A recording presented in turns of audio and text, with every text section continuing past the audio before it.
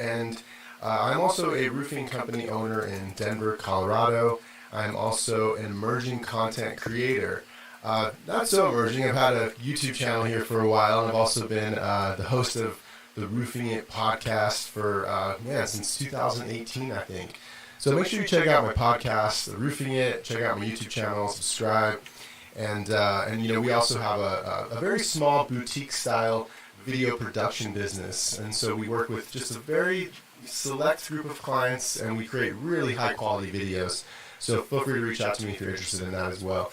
And today we're gonna have some really fun guests. So the show's about just having really fun guests and we talk about not necessarily sales and growing your company and all that kind of stuff. I think there's a lot of content out there already with that kind of stuff. This is live, by the way. I just got a call. So I am going to turn my phone off. So this is live, not edited, no filters, nothing. We're just going for it. And so, today we have Dylan McCobb with Limitless Roofing CEO Group, and we also have Bradley Akers with Elevated Marketing Solutions. So these guys are online a lot too, and I'm really excited to talk to them today. And we're going to talk about different things, and not necessarily just all sales and marketing and growing a roofing company, but some other things too that work-life balance, having a family, and maybe some struggles that you might have in your business, and maybe some struggles you might have in your personal life that we could kind of lend a helping hand to in some way. So that's kind of what we're going to talk about today, and I'm excited to share that all with you. So we are going to cut to the intro.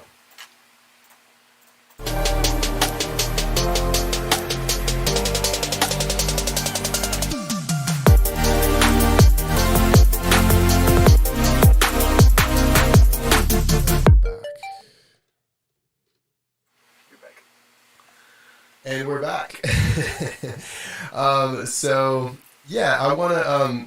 We always kind of start out this show with an update on material pricing, and so one thing with materials, it is just, everybody knows it is just so crazy these days with how expensive OSB panels are, and how expensive all materials are getting.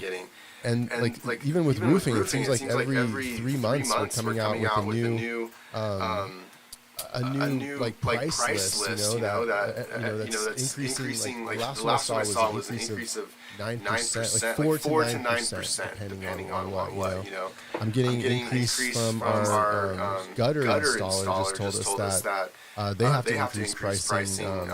I think 10%. The pricing has gone up. So and it goes up really fast. Literally from week to week, especially with OSB. I mean, right now OSB is at $84 a sheet at Home Depot. So that's actually seems pretty steady. It's kind of held that for a good 4 weeks. And the word on the street is not necessarily coming down so far, but we'll see if that changes.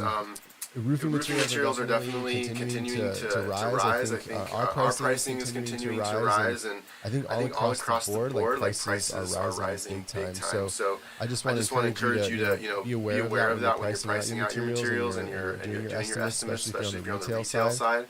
And have some room there for some changes, because I know for us it takes us about 2 weeks to get a job going. And so if you're within those 2 weeks, the prices could change. Hopefully not too dramatically, but it definitely can change. So keep that in mind. I also like to touch on today. Do we have Dylan on the line yet? We're going to see if we can get Dylan McCobb with Limitless Roofing Group on the line. I'll get my headphones going here. I don't have anybody in the chat room yet. Did you send him the link yet, Gina? Okay, let's. So this is what's fun about live is there is no redo. So here I am messaging our first guest to make sure you should have it. No. Okay, just message our first guest. He should have the link so we can kind of get going on things. But so I think one thing we haven't really, just kind of keep some things going here is the 4th of July weekend. This had to be like the biggest 4th of July weekend that I've ever seen personally. Let's see. Okay, I'm sharing the wrong link here. Let me give you a new one. He's saying the link is not working. I just sent you the new one.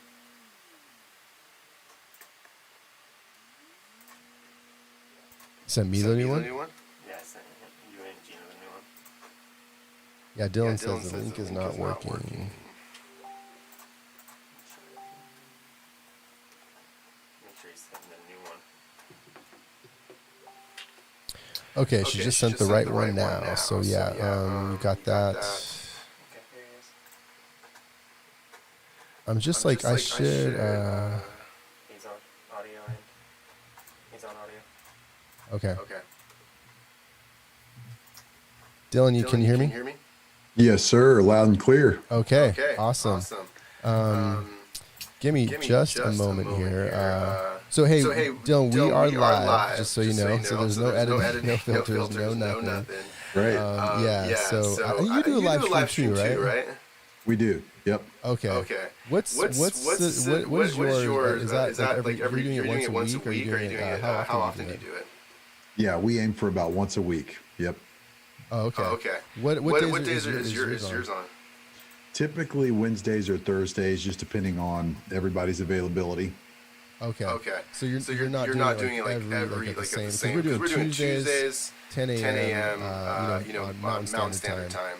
And so you're just kind of as availability goes, you're doing either Tuesday or Thursday type thing. Yep. Okay. So that's kind of a challenge, right? I mean, like everyone talks about doing it on the same day for consistency's sake. I mean, what's your take on that? Is it like sort of an inconsistent content is better than no content? Yeah, probably so. I mean, we've got too many irons in the fire to just nail down the same time each week. It would probably be a good idea to move to that. I know that's a good thing for you guys. It's good for the Start, Build, Grow show. So yeah, it'd probably be a good idea, but yeah, you're right. I mean, my whole thing is progress, not perfect.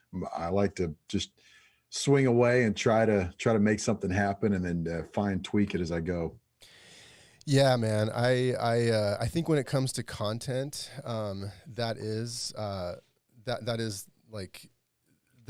it goes, especially at our level, at least, because, we're essentially, I mean, I know for me, I was a roofing guy and then, turned content creator and, and it's tough. I'm trying to, let me see. I don't see you here. Give me just a second. Hang on 1 second here.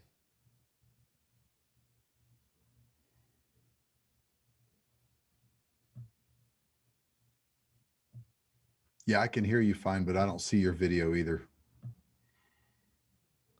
Okay. Yeah, we're kind of finding you here. Let's get this sorted out.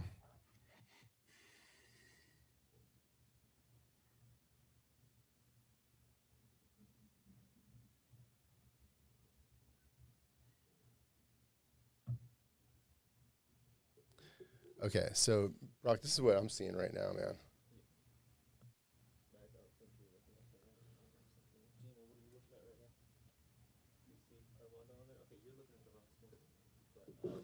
So this is the one that's going to get deleted. Oh, that one's already gone.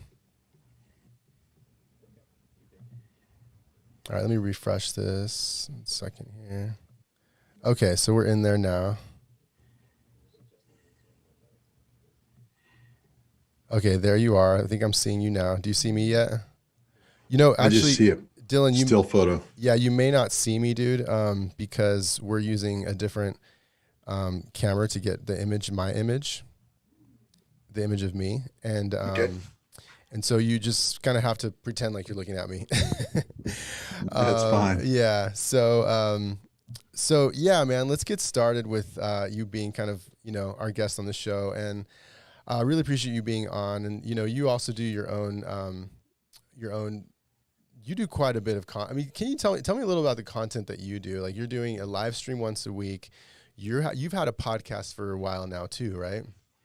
Yeah, we started with the podcast, and then we do the live stream now, and then we hand that to our team that does our graphic design and stuff, and they chop it up into multiple pieces of content for us. Okay, and how do you have a YouTube channel as well? We do, but it's not, I don't really do anything with it. They basically turn my podcast into a YouTube video, but it's not something I promote. You wouldn't consider yourself like a practicing YouTuber, for example?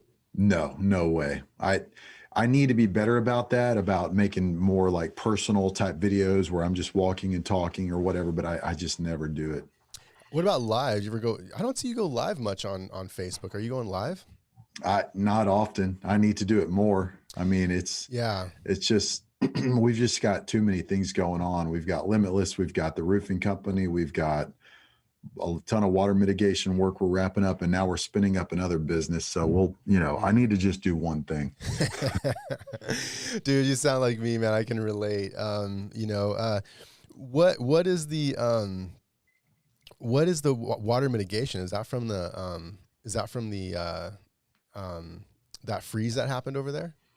Yeah, Texas just is not built, for frozen pipes or super cold weather. So when that freeze hit, it busted million pipes in millions of homes around Texas. So we quickly hired a consultant to teach us water mitigation, and he brought in a lot of teams from around the U.S. to Texas, and they were here for a few months. And man, we just sold a bunch of water mitigation work. So we're still wrapping that up. Wow, man, that's awesome. It's unfortunate, really, but it's great that you're there to be able to help the folks who really needed it. I don't see him on here either, Brock. Yeah. Okay. Yeah. Our creative director here is trying to get you up on the screen. I'm not sure what he's having little struggles there. So we'll have your audio at least for right now. Okay. But yeah, man, that's kind of been, what with content is kind of switching back to that, has it helped you? Has it been like, has the podcast helped you get the word out? Has it like creating content really like made an impact in your business, or has it been something where the ROI is not quite there? What's your feeling about that? I have been unimpressed by the podcast as a platform to generate leads. Mm-hmm. But it's done what it's done with other podcasts I've launched, where it just builds a lot of rapport and gives me a chance to build relationships with people in the industry. People, how it is. People listen to you, and after a while they feel like they know you. Yeah. And so it definitely builds connection, builds rapport. We have made money off of it. Don't get me wrong. We've gotten clients because they heard us on the podcast and they're like, you know what, I was listening to you. But it's not, right now, it's not to the point to where it's really generating a lot of business. I did a podcast a few years ago for the vending business, the vending industry. And that one was different. That one just took off. I was getting 3-4 sales a week on an online course I created to teach people how to get into the vending machine business. And it was all because of the podcast. Dude, it's really interesting, because that is kind of the way it goes. It depends on the niche that you're working in, because with some niches, man, it blows off like the way it did with the vending machine thing. But with other ones, with roofing, it definitely is more of a relationship builder. That's been my experience also. Would you recommend it for an actual roofing company to invest the time and resources and the energy into a podcast, like for a roofing company to kind of get the name out there, like to generate roofing leads type of thing, or to generate relationships for their business? Or what's your feeling? Or is there resources better invested somewhere else? I wouldn't. If somebody wanted to, build a platform for their brand, I would just say go Facebook all the way. Facebook videos, kind of along the lines of what Joe teaches with contractor dynamics, something in that fashion. I just don't think there's very many homeowners listening to a podcast. I don't see a lot of homeowners listening to a podcast about roofing. Most homeowners like me, before I got into the industry, never thought about their roof. Right. Yeah, dude, I've been doing it for 3 years, and I never had. Okay, the one thing it does help, though, I have to say, is it kind of creates this narrative around me as the company owner, and so our guys are out there talking to customers in neighborhoods and stuff, and they kind of start, talking about, well, the owner does this and the owner does that, and he's a podcaster, and I think when I first started the podcast, like years ago, my wife was talking to a guy at the park, like some other parent, when our kids were playing, and he said she was like, yeah, he does a podcast. She's like, really? Well, if he does a podcast, he must really know what he's talking about. Can you guys come look at my roof? That was like our first lead, right? And so, I think it does have that kind of value.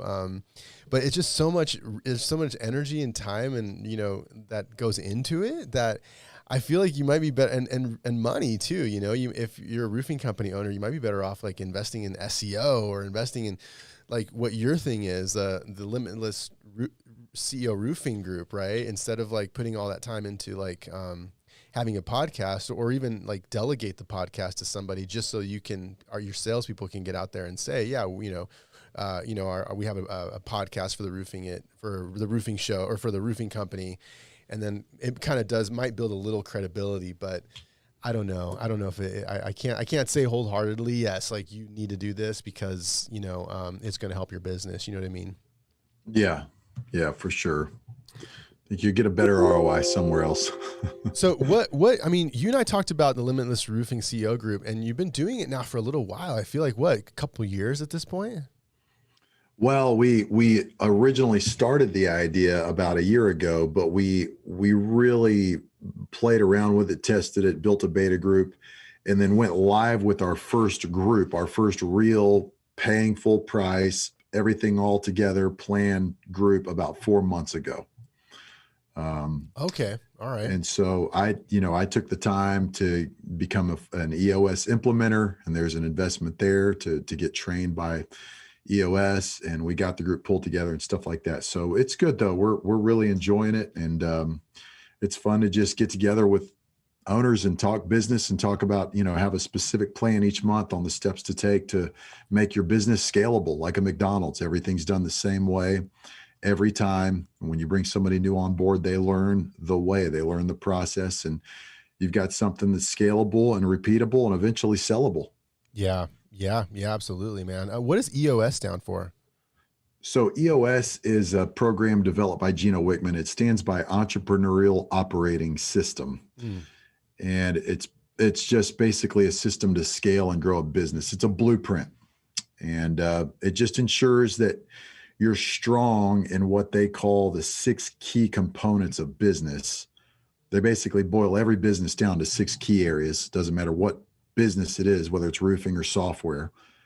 And they just have a plan, a path to strengthen those 6 key areas and make it just a very well-oiled machine. And okay. I've looked at a ton of different programs, and I was really impressed with theirs because it's so systematic and it's a simple process to follow, not easy to implement because it takes change. Yeah. At the end of the day, you're selling change, which is hard, but yeah.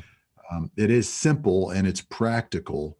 The only thing that I would add to it that I'm passionate about is your personal leadership. So EOS is all about you leading your company and putting a process in place, but it doesn't really speak to you as a leader, your heart, your character, your calling, if you want to take it to that level. It doesn't get into your personal journey. And so I add that because that's something I'm really passionate about. That's awesome. Let me, I think we might take a quick break because are we not able to get him on the Zoom on the screen? Okay. Dylan, we're going to take a quick break. If you can hang on the line. How are you doing on time? Are you able to hang out for a bit? Yep. Cool. All right. I think we're going to get Brad on here with Elevated Solutions. Have you met him yet? No. Okay. Yeah. So like what I've been attempting to create here is something a little different. I want to do like an online talk show, right? So like, ideally we'll have like 4 people around the screen, on the screen, and we're all just chatting about kind of what's going on in our business and what's going on in our lives. And and and make it not so based on like sales and whatnot. So, but like based a little bit more in some business, some entrepreneurship, some digital marketing, that kind of stuff is kind of what we're going for here. So we're gonna see if we can get Bradley on the phone on the Zoom call, and we're gonna take a quick break, see if we can get everybody up on the screen. All right, we'll be right back. Sounds good.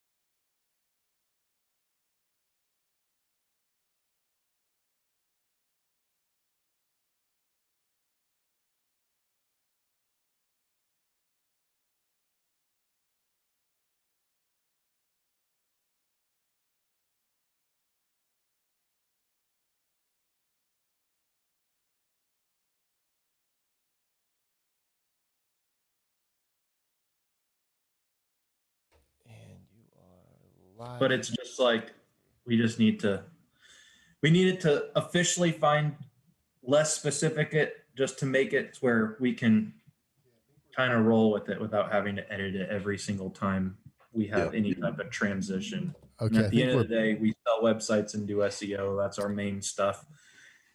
Guys, can you hear me? We've tried to like productize it a bit. Yeah. Okay, Brad. How you doing? Okay, good, man. I can't remember. I know we met, but do you go by Bradley or Brad? Brad, typically. You go by Brad usually. Okay, cool. So we're gonna have sound. Unfortunately, we don't have you up on the screen, Brad. We're gonna our creative director here might be able to do it, so he's gonna kind of keep hammering that out. And then we have Dylan on the line too. So have you met Dylan McCobb yet, Brad? No, not personally. I think we. Dylan, am I pronouncing your last name right? How do I pronounce your last name? McCabe. It's Irish. McCabe. Okay. So I got Irish roots as well. McCabe is what I would have gone with. Yeah. So Dylan and meet Brad, meet Dylan. So even though you can't see each other, the idea here was that you would see each other on the screen. And what I'm kind of going for, Brad, is like a virtual talk show. So we've been able to pull it off. We're using Streamlabs OBS and mixing that in with Zoom and getting like the image and the sound right, is pretty technical, as you probably know. Have you messed around with Streamlabs OBS? I haven't with that specifically. What I've always done, usually I've just done Zoom and gone straight to Facebook and recorded it. Yeah. We're trying to do it with the OBS software, so we can do like graphic overlays and like mix in different sort of like short ads, for different sponsors that we have kind of going on. Dylan, are you using Streamlabs or are you using something else? We use StreamYard and have been very happy with it. StreamYard. I've heard good things about StreamYard as well.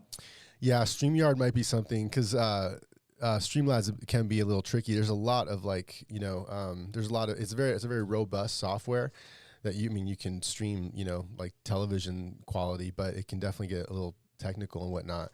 So yeah, well, good. I'm glad you guys were able to meet, Dylan and Brad. I think it's great for you guys to connect because and I'm supposed to have one more guest actually. I'm gonna get him a link as well. But yeah, Brad, let's talk a little about you. I mean, you've been traveling a lot, right? Oh yeah, not anything, just random, not like a bunch of work stuff. But yeah, been going. Last week I was in Hilton Head. This past weekend I was in Blanco, Texas, like outside of Austin, and then going to New Orleans, and then I'm going to Nicaragua potentially. So really, okay. What and where are you based out of? Houston. Okay. And what's so Dylan, you're in Dallas, I think, right? That's right. We're in Big D. There we go. And so go ahead. Oh, I was just commenting. We're close. Right. And so where do you guys go? Hilton Head, that's like an island kind of, or not an island, but it's like a coastline, right? Like South Carolina. So it's just like my grandma lives there. So it's like a family trip to go see my grandma. Okay.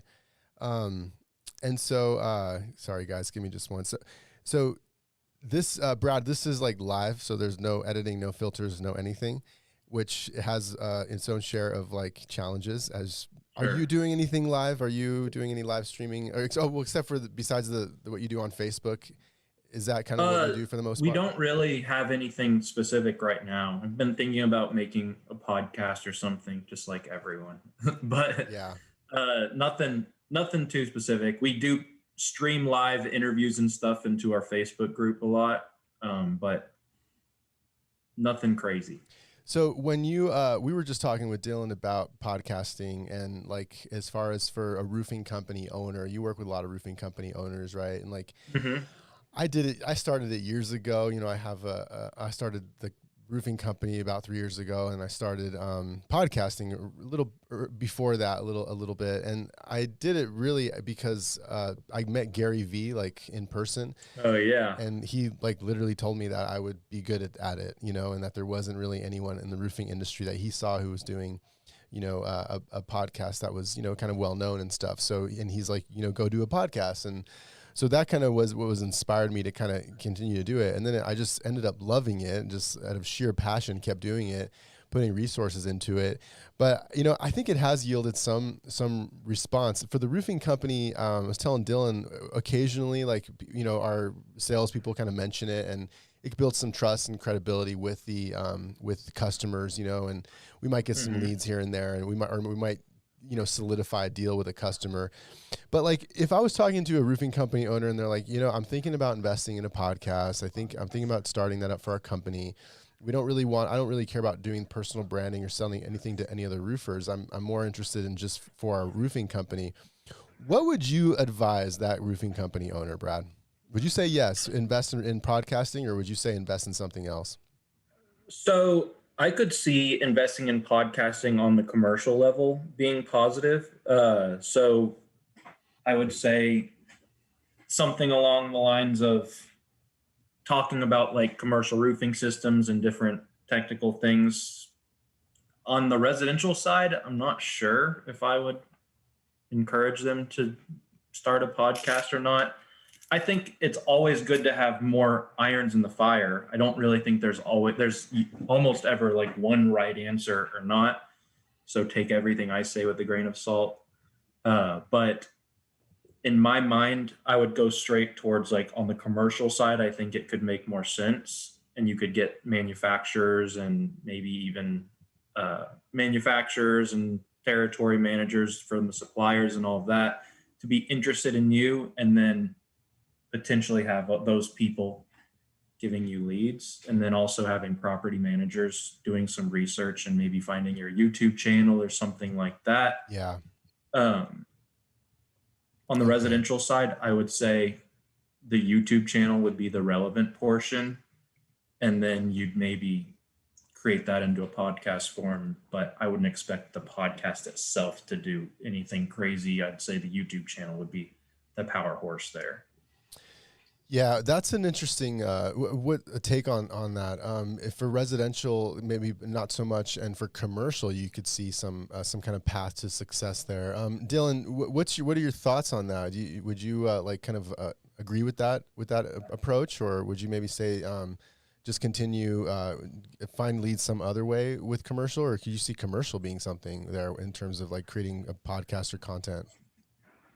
Yeah, I like that idea. I mean, I think he's right. I don't think the average homeowner or even property manager is going to necessarily listen to a lot of audio on roofing systems, but a video is different. I mean, Pete, statistically, we all know videos are much more relevant. They're clicked more often.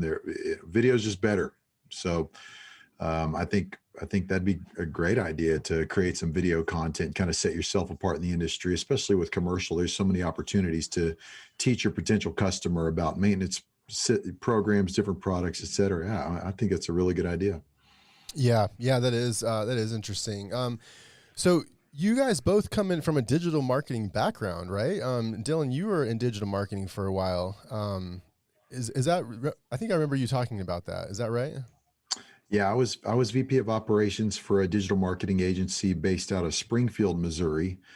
And like most digital marketing companies, we started small doing one thing. We started out selling banner ads.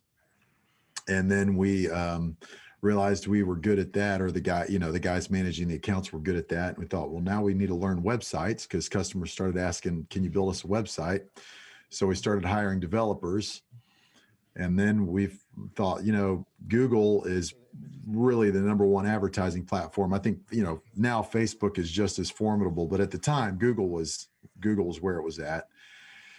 So long story short, man, we became a Google Premier partner, got hundreds of clients, started co-hosting events with Google, which we were super excited about, having Google's fly out and pay for swag and stuff. And then we realized Google was just really botching it for us and talking in super geek tech talk at our events. And so we stopped co-hosting events with Google because they just confused everybody, including us.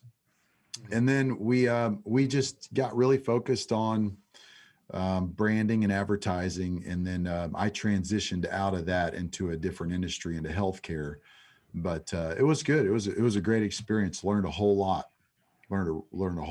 So and it's Brad, very helpful. I mean, no matter what industry you're in, you do have to know about online marketing and branding. Man, there are a lot of industries out there that are pretty antiquated, I've found, because, let me just move here. What's that? You're going to move them? Okay, cool. But Brad, you've kind of dug in full on to the roofing industry. I mean, I don't know. I feel like it's kind of starting to it's kind of a vibrant industry, man. I mean, as Recently. far as, right? Like in the last year, even, like, a lot of people have starting to create a lot more content. Like, I almost feel like there's all this, like, there's these conferences now. There's there's got to be at least 4 or 5 conferences a year for the roofing industry at this point. Yeah, I think there's more. And it's, I would say in the last year, it's really, there's been like kind of a resurgence of just like putting out content and all that, and people understanding, probably because of COVID partially, that not to say that door knocking is ever going to go away. I think door knocking is great. I don't know ever, maybe it will someday, but I think people are starting to become more and more aware that with the landscape, especially that COVID created, that people need just more familiarity. So the person that has been seen on a Facebook ad, or the person that has good branding and has good yard signs all over and all that person is going to do better at the door than the person that is just the guy in the truck who's knocking on your door. Yeah. I think with all of that coming into play, it's created it's created people who are much more interested in putting out consistent content, who are much more interested in getting their online stuff up to par. And funny enough, I've almost gone not the opposite direction, but as I've been seeing that spike, I'm trying to remind people like stay grounded in the basics too. Like you need your yard signs to look good. You need your postcards and all that. And also it's a full-on strategy. There's not just one thing. It's rare that somebody just does Facebook ads and just crushes it just because all they're doing is Facebook ads. It's usually multiple things that come together to create a successful strategy for getting new business and putting your name out there. And I think people are realizing that, but I caution people to not go too far one direction. I really think that it's a holistic approach that's important. But I do think there's foundational pieces that need to be thought about and taken care of.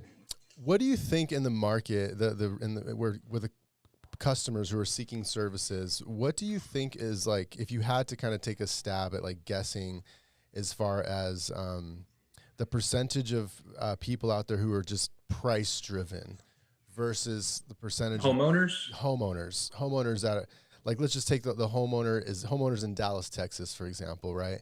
The ones who are kind of like out of 100% of the market, what percentage are just like price driven? Nothing else really matters. Not even quality. I mean, qualities, they just see it as being the same. And then the other people who are like, no, I want like the Bentley of roofing and I don't really care what it costs. Like, if you had to kind of break those two segments up, where would you put in the Dallas market just from what you know so far? Is that for Dylan or me? For you, for Brad, and then let's go to Dylan. Yeah. So I think Dallas is a really interesting market because of how highly educated they are in the process. Educated, I guess, once again, we'll take that for what it is. But I would say most people are always looking for the best deal. And it's easy to think the best deal means price. And I think that there's a huge opportunity in a solid sales process and a solid presentation to help people understand that there's more to the deal than price. I think that it's a common path for a lot of contractors out there to immediately go to trying to, like, the moment it feels as though things aren't where they need to be, they go to try to drop the price, or they assume that it's a price issue, when in reality, you're probably a few questions away from figuring out what the real core of it is. At the end of the day, and it's how many people are looking for the Bentley of roofing? Very small percentage. Unless they're, I think they want the most sturdy roof, but I don't think that they're necessarily like looks wise in a huge, I don't think they're hugely worried about that. Dylan, especially in Dallas, where they get their roof replaced every 5 years. So it sounds like you like, Dylan, where would you put the percentage? I mean, I'd venture to say that I would say like in Dallas, 70% are price driven, 30% or more. Okay. Who's the best company out there? What do they have going on? What are their warranties? Who am I dealing with? Out of the 30%, out of the 70%, I'd say maybe 20% can be converted to not being so price driven if they understand, kind of more things about what's going on. Those are just from my understanding, from my experience, like what the Dallas market might be looking like. I don't work in Dallas, but like I just from friends and people I've talked to over the years, it seems to be kind of the case. But you're in Dallas, Dylan. Like, what's your feeling on that? Do you think am I right? Kind of right? 70% are price driven, and the other 30% are looking at more things besides price. For our general contracting business, even though we're a GC, we're at 95% of our work is roofing, just because it's easier, it's simpler. You're outside the home, you're not inside the home, where colors and personal taste play a bigger role, and things can go things can go wrong fast. So we really stick with roofing. 95 maybe 99% of the work we do is storm restoration work. We don't do retail. So your price is your deductible. So if I get, since we have Limitless Roofing CEO group and we bring owners together, that's my passion. So I don't go out looking for roofing work. All the jobs I get are referrals, but I'm doing, I signed somebody up last week for a 70 square roof in a more affluent neighborhood here in Dallas. And he said, "What's it going to cost?" I said, "What's going to cost your deductible?" So am I missing something? Isn't the deductibles are they my understanding in Dallas is that deductibles, they've replaced the roof so many times that they're so high that it's almost like and they also, there's very little depreciation there because they got the roof, a few years ago. So now they're only subtracting 3 years off of a 30-year roof. So the depreciation is nominal. The deductibles are 5,000 to 10,000, so it's almost like a cash job. That's kind of that's what I've been hearing. Is that not really the case from what you've seen? I mean, it hasn't been our case. Even though somebody's had hailstorms, a lot of times the homeowner doesn't file a claim. Like this one I looked at, the roof's 20 years old. It's been through multiple hailstorms. And he told me, he said, I had another roofer come look at the roof and he said it's kind of iffy as to whether or not we should file a claim. Well, I went up there. It's been through so many hailstorms. I mean, the vents look like somebody had gone after him with a ball peen hammer. Yeah. So I took pictures and I showed him one picture. I said, "Look, does this look marginal to you?" He goes, "Okay, you sold me." And so he asked again, "Well, what's the price?" And I said, "Well, I can't ballpark it, but it's going to be somewhere between 25 and 30 grand. I mean, I'm just shooting from the hip, but your price is your deductible." Yeah. And I said, "My question for you is, what's your deductible? Is it 1 or 2%? Yeah. Because typically it's 1, but sometimes, if your agent hasn't done a good job and let you know when it goes up to 2%, or if it ever goes up to 2%. He said, "I'm pretty sure it's 1%. But I'm going to find out." And I said, "Okay, well, that's your out-of-pocket cost. When the insurance adjuster comes out, we'll meet him out here. And then when they send you an estimate, we will go over it with a fine-tooth comb and send it to our claims team to make sure they put every single thing on there the right way." And that's it. And it's worked well for us. So if anybody ever tries to steer it into the direction of price, I tell people, look, if you want to cut corners, you go for it. We're not your company. Gotcha. If you get cancer, you're not going to go and find the cheapest cancer doctor in Dallas. You're going to go find the best cancer doctor in Dallas. So that's kind of our take. Our sales tactic is very educational. We do not ever, because if you go to price, again, it's your deductible.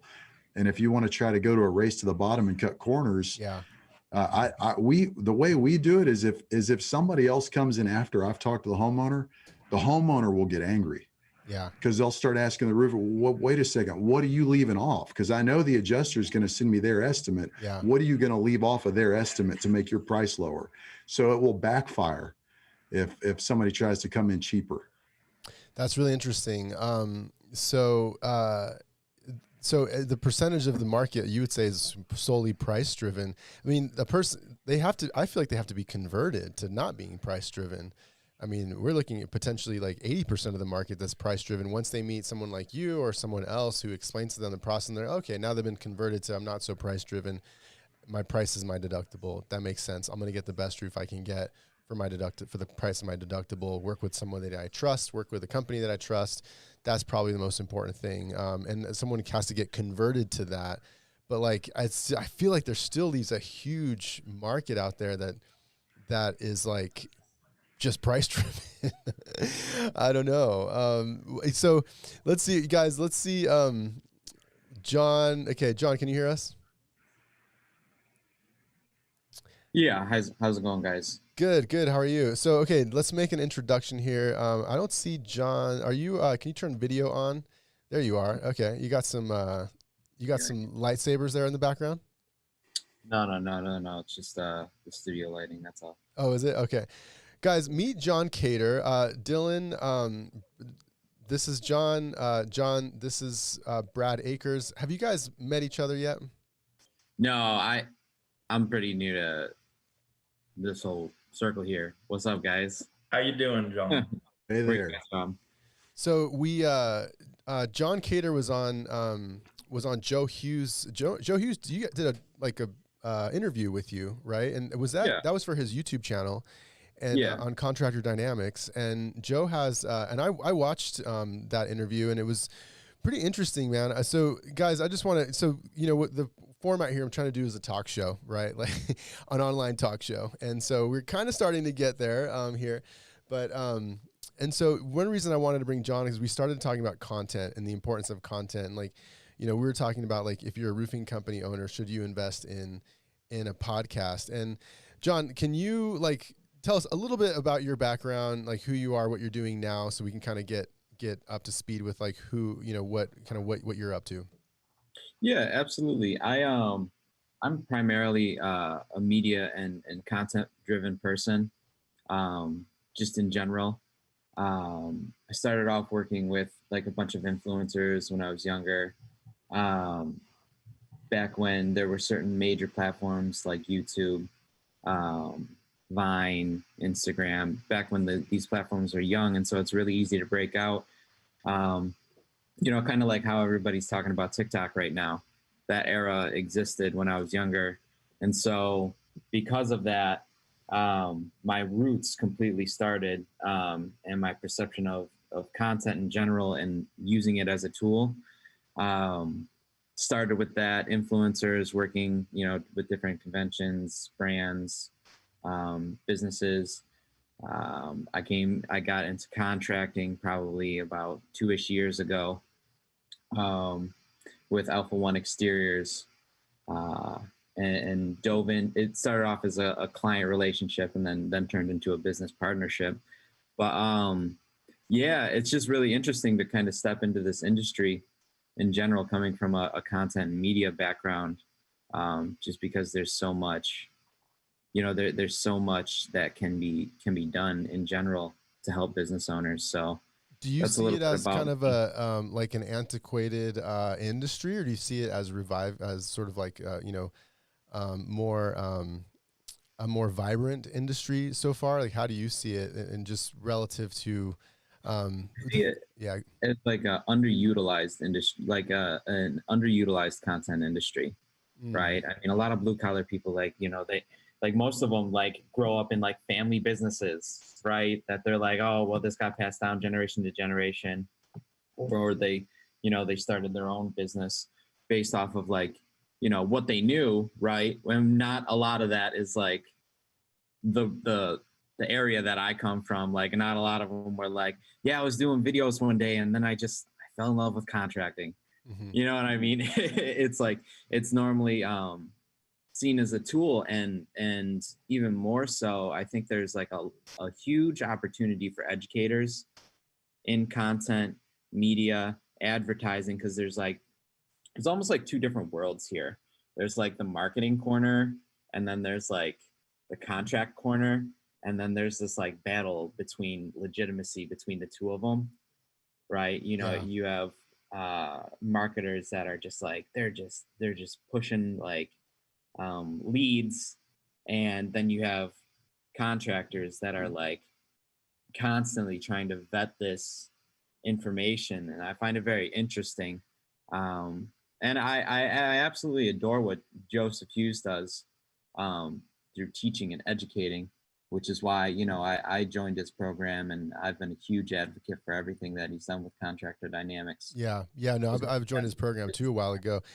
Dylan, John, Dylan has a thing called Limitless CEO Group, and so he has roofing company owners on that CEO group. And Dylan, like, are you finding in your group, like, from that the owners, these are like successful owners who already have gotten to a certain level, and now they join your group to take it to a whole nother level? Have you found that they see the value in video content and like internet content and digital marketing, the way that sort of John does, or are they still need to sort of be sold on it? What's your view on that, or what are you observing so far? No, you're right. I mean, our target customer is really somebody that's probably doing at least $1 million a year minimum in revenue. They've probably been in the business 5, maybe 10 years. We just attract a more older, more successful clientele. Some of the guys in our group, CEO groups, have been in the business 20 years. So they're all spending money on marketing and branding, every single one of them. Yeah. One of the guys in our group, he's kind of a freak of nature. He's done over 100 YouTube videos. Oh, wow. And I don't know who taught him how to do thumbnails and stuff, but he's really, really good at it. I mean, I want to watch his videos, but he does these videos where it's just him talking, holding his phone. I mean, I think he does a great job, but yeah, they all do it. I mean, they all generate leads in various ways. Okay. But especially with what you're talking about there, like that last thing that you said, Dylan, like he has over 100 YouTube videos, but he just picked up his phone. You know what I mean? Like every single person, like that's the medium, right? Yeah. That everybody's carrying at the side of their pocket, and they don't really realize how easy it can be to create content. You just literally got to pick up your phone and do it. Like I look at my first videos and I was like, wow, this is trash. These were all trash, right? But now I'm at a point to where, you know, I've been brought through the ringer and can have an opinion on it, right? And if everybody adopted that type of mentality, they would have so many more people looking at them saying, oh, I want to watch the videos. And as a result, more education comes through. Well, Brad, let's get you jumping in on here, man. Because like, I have thoughts. I am all about phone videos, right? I'm all about them. Like, I do them all the time. But man, what really kind of gets me excited is like high quality video, you know, like you guys can't see right now, but you know, I didn't even really want to do this stream because everyone was telling, just do it on the phone, do it a stream on your phone. I'm just like, no, I want like a high quality show here, you know? And so like we have this like a $2,000 lens, you know, that's like projecting this image, and, you know, a really nice Sony camera body, like the high, you know, the latest and greatest type thing. We have literally have like a full production here going on, you know? So, with lights and everything, you know? And so like, I could not achieve this with my phone. So I feel like with video content, like there's definitely levels of it, right? I think Hollywood being the highest level, you know, but then, you know, pulling out even a flip phone is the lowest level, but hell, that goes viral. So, so I don't know. There's opportunities. Yeah. But then there's guys like Brad, he and I met, and Brad is like, video is cool, but web is where the money's at, right? What are your thoughts on that, Brad? So, I mean, I think first of all, going back to what I said earlier, is it's all there. I think YouTube and like making sure it's optimized properly is huge. If you want to do that, I have found that it's hard to get people to like begin putting out a bunch of consistent content on their own. So, I mean, websites and SEO, that's me. I'm that guy. Firmly believe that if people are willing to put in the time that SEO takes, and if I'm able to educate them properly on how long it takes, then they're going to get the highest ROI out of that than they can out of many other things that they'll have someone else do for them. So that's a huge differentiator. In regards to what they can do for themselves, I feel really strongly that there's an opportunity to systematize content internally in their business. I think that everyone talks about like, SOPs and all that. It's like, it's become a buzzword as people have been more ingratiated with CRMs and things like that. They're all trying to systematize their business, automations, like all that.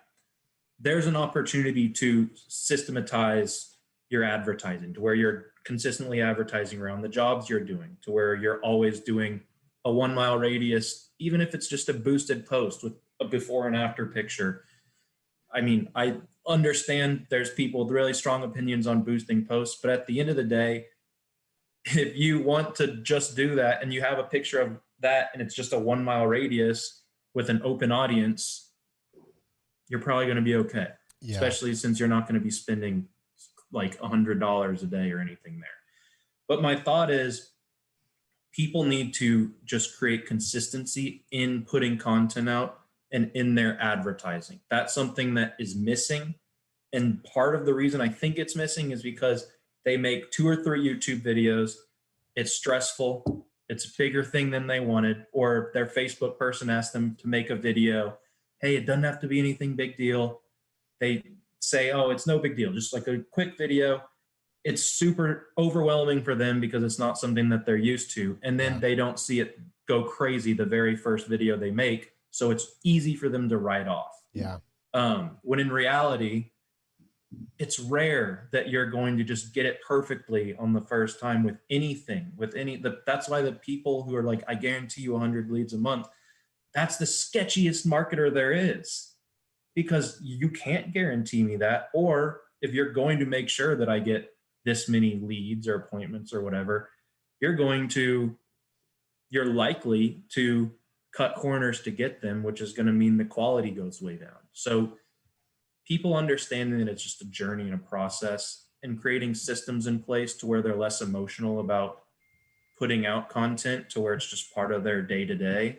And if you watch them be consistent with that for an extended period of time, people do really well, what I've found. So I don't know if I answered your question, but that's where my brain was going when Dylan and John were talking. So yeah, I definitely agree with that. When it comes to like habitual practices, I also agree with, Armando's, decision about like quality and stuff like that. I think, there's a great deal of opportunity, for people that do provide quality in it. Yeah. And anchor videos. Yeah, but creating the systems and the habitual practices, where some people say, oh, I don't have a camera, or I don't know how to use that thing. I'm like, well, you got a phone, and you have to believe in the process before the hit happens. Because I've had multiple viral videos hit, right, that have been off of phone videos. Yeah. But I made thousands of pieces of content before that because I believed in it just in general. Yeah. But yeah. Yeah, that's interesting, man. Well, yeah, I think that when you touched on, Brad, you just mentioned it really quickly. I don't know if anyone got that, but the anchor video concept, right? Like, yeah, I think they all need it. If they're going to run Facebook ads, or if they want like a headline video on their website or anything like that, they need to invest that money in some good video content if they're going to use it in like a bigger way. Yeah, those anchor videos are pretty tough to make, man. I've made a lot of content, and we've toyed around with some of them, and it's just they're expensive, and they take a lot of creativity and storyline and pre-production, post-production, and there's a company out there, Chamber Media, that's doing them. They're so cool. They're really good, yeah. And I wish I was them.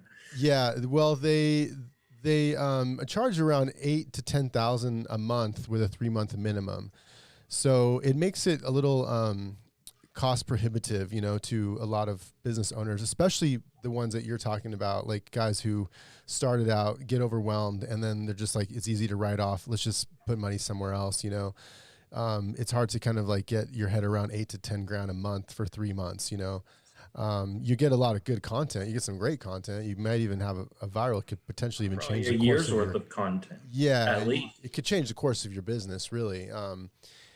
So it's just that it's tough to get your head around. $8,000 to $10,000 a month, right? Yeah, I think if someone, and Armando, you do video content, right? That's one of your main things. Yeah. I think that if someone was just, good example, and he's my good friend, Dave Carroll, who's posting 1 trillion times on 1 trillion Facebook groups every day, now he's doing those hilarious sweaty videos every morning, all that. If someone, and it could be you, Armando, I'm sure, because I think you're kind of leading the charge in like high quality videos within the roofing industry right now. If there could be a messaging that's consistent that they see over and over again that explains how that 25 to 30K could be quantified to a much larger amount over the course of the year, I think they have the cash to do it. Yeah. Roofers. Yeah. There's definitely some that don't have a whole lot in their bank, but for the majority of them, they have the ability to do that, even if it's tight and skinny for a while. But at the end of the day, that 3 months could give them the ability to have such good content that they don't have to hire the $3,000 a month Facebook ads person. you know, like Yeah. there's all kinds of opportunities there. And I think that branding at the end of the day, it's hard to put a dollar amount, and like your selling roofing companies can be difficult, but Yeah. if you're able to put a really good foundation, and that is a website, that's your social media just looking clean, that's the videos and all that, and the consistency is part of that foundation, then you can just go so far, and you don't need all the craziness that everyone's trying to push to you. I mean, Yeah, it's pretty crazy out there, but branding itself, man, is such a challenge, such a huge challenge. So I think, especially when someone else comes in to try to help you do it. well, that's what I like about Dylan's group there, though. I mean, he's got like, how many CEOs are in your group at this point, in this sort of segment, or in this? So we do 12. We do 12 members per group. Okay. We cap it at 12. So yeah, we keep them small. Yeah, and so it's be kind of cool to jump to talk about these ideas within your group. Are you guys doing that kind of thing? We do. So once a month we meet and we discuss. It's the EOS process. So we do training on how to implement EOS in their company, and then we also have a monthly meeting that's a roundtable. And so we one of the roundtables we had last month was how to generate leads without spending money on ads. And one of the guys that's more successful in the group, I think he's doing almost 8 million a year in revenue. He just shared with the group what he does to generate leads without spending any money on ads, and we talked about it for 90 minutes straight. So, wow. Yeah, I mean, it's the cool thing about a context like that is they go into it knowing, okay, I'm gonna have full disclosure about what I do, what I spend, what I've done that's worked, what I've done that hasn't worked. Here's how much revenue I'm generating. Like the guys, that's why they're joining. They want to know what the other guys are doing. And so, but some of the guys, like it's interesting because they all do different stuff. Like some of the guys in our group are really big on video. Some of the guys are really big on, Google, and they're tracking their whole sales funnel with cost per click and ROI and all that stuff. It's just, I feel like people they get into their comfort zone and they find out what works for them and they run with that, which is why I think, Brad, like what Brad's talking about, kind of the harder thing to do is to not put all your eggs in one basket and get out of your comfort zone and do a few things well. Don't just do one thing. Like, don't just be 100% dependent on Google ads, or don't just think that Facebook ads with videos are going to save the day. You know, and I know John made a comment as well. Like it's really doing a few things well and staying in it long term. Yeah.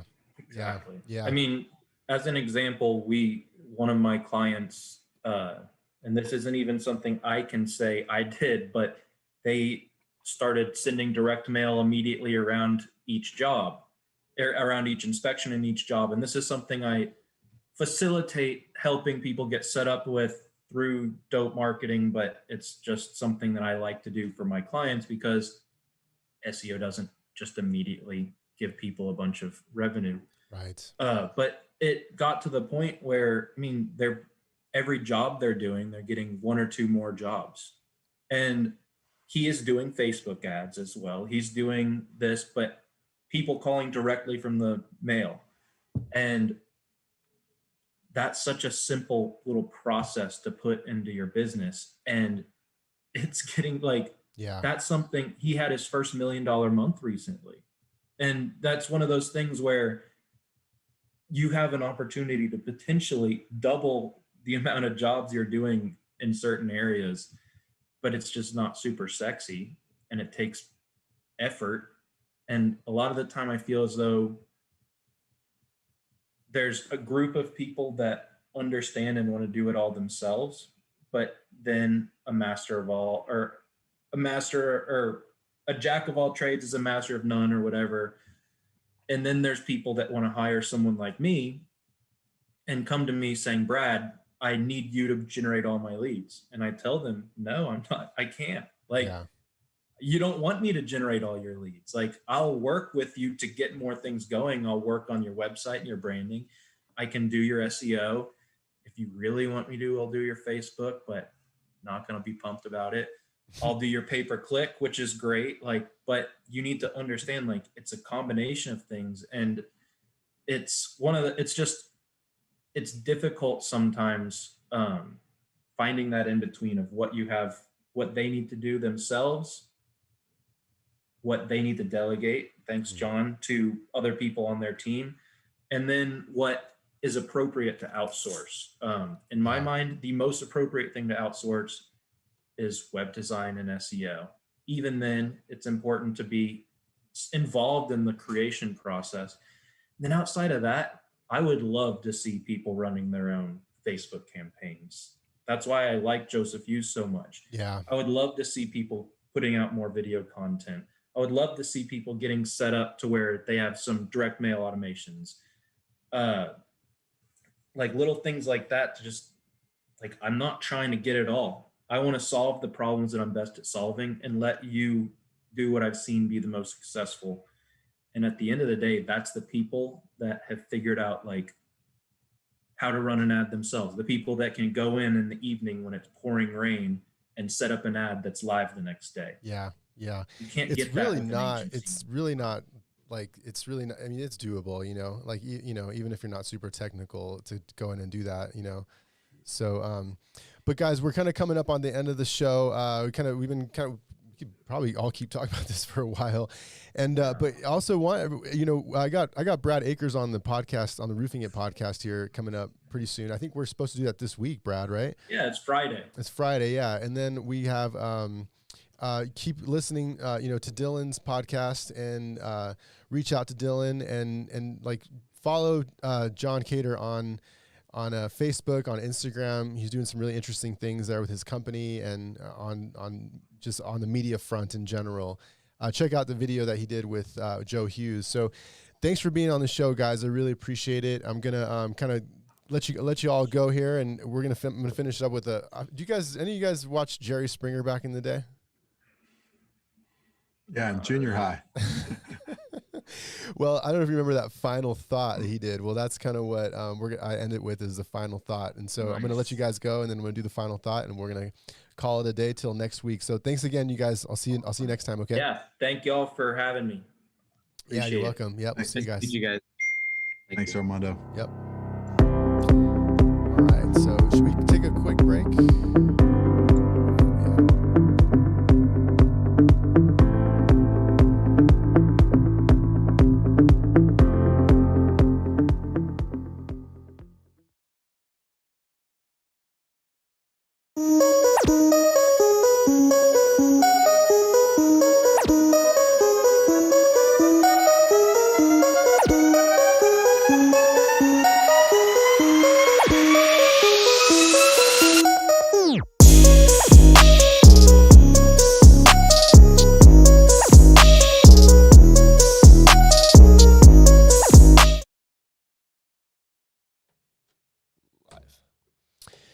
Well, that's the show for today, guys. We kind of got to talking with Dylan and John and Brad for a little while. It was, really interesting because, there's so many ways to invest your resources when you're running a roofing company. And, I think one of the best ways to invest your resources is in your branding, because ultimately I think that is what will protect your company. And that kind of leads to our final thought is protecting your company, from all the different forces out there, as far as, even like putting resources into things that aren't necessarily going to yield a result. I personally have experienced that, and that's kind of what's kind of led to this episode, is that, I really want to, having a brand, protects you from the price shoppers, because when you have a good brand, you have a good warranty, you have a good online presence, you can, convert those people who are shopping for strictly on price and convert them to, working with a brand that they trust, and an individual representing that brand that they trust. Because if they're going to go straight to shopping, that's where people can get shopping on price. A company can get vulnerable because there's always going to be somebody who's going to be doing as cheap as possible. So, and if you're, there's some people who could do it so cheap that because they're just like a one man show, and they have like their roofing crew that, they're not their margins are fairly low and their overhead is so small that they can just give the cheapest price possible. Like a company that has like, staff and resources, like has overhead, like it's tough to compete with a competitor like that, with like just running on a skeleton crew and offering these like dirt cheap prices. So, the brand is what can protect you from that. So that's kind of what we're going to end on is, there's several resources. Reach out to Brad Akers, reach out to Limitless Roofing Group, Dylan McCabe. And, that'd be a good conversation to have with someone if you have some resources to invest in a CEO group. I've been in a group called Arte for a long time, and it's been, indispensable, and I love the group, and I've learned so much from being part of Arte and being part of a peer group. So that's going to do it for today, guys. Thank you so much for tuning in. Can't wait to share another Contractor Weekly with you next week. We'll have some exciting guests, and I will talk to you guys soon. Waste my time. Don't say I never told you. Go, get out of my mind. I refuse to be a soldier. Waste my time. Don't say